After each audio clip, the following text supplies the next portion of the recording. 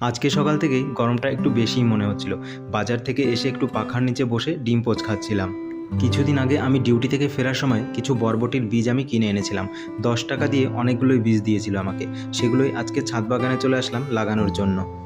আর জানো তো বন্ধুরা, বরবটির এই বীজগুলো কিন্তু একদম ছোট ভ্যারাইটির গাছ হয়। এক ধরনের গাছ হয় লম্বা একদম লতানো গাছ, কিন্তু এই বীজগুলো আমি আগেও আমার ছাদ বাগানে বসিয়েছি। খুব সুন্দর ছোট ছোট গাছ হয় আর তার মধ্যেই প্রচুর বরবটি হয়ে থাকে।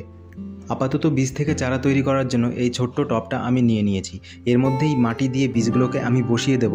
তারপর যখন চারা তৈরি হয়ে যাবে, একটু বড় হলে চারাগুলোকে সেপারেটভাবে আলাদা আলাদা জায়গায় বসিয়ে দেব। এর আগেও আমি বরবটির এই ভ্যারাইটিটা আমার ছাদ বাগানে বসিয়েছি, অসম্ভব ভালো ফল পেয়েছি। কিন্তু একটাই সমস্যা, ওই হনুমানের হাত থেকে একটু বাঁচিয়ে রাখতে হয়।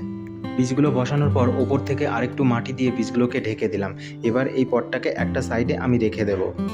বাকি বীজগুলো আমি যত্ন করে রেখে দিচ্ছি, অন্য আরেকদিন এই বীজগুলো আমি বসাবো। ওই যে বলছিলাম সকাল থেকেই খুব গরম বলে মনে হচ্ছে, দেখো কিছুক্ষণের মধ্যেই কিন্তু একদম ঝরঝরিয়ে বৃষ্টি নেমে এলো।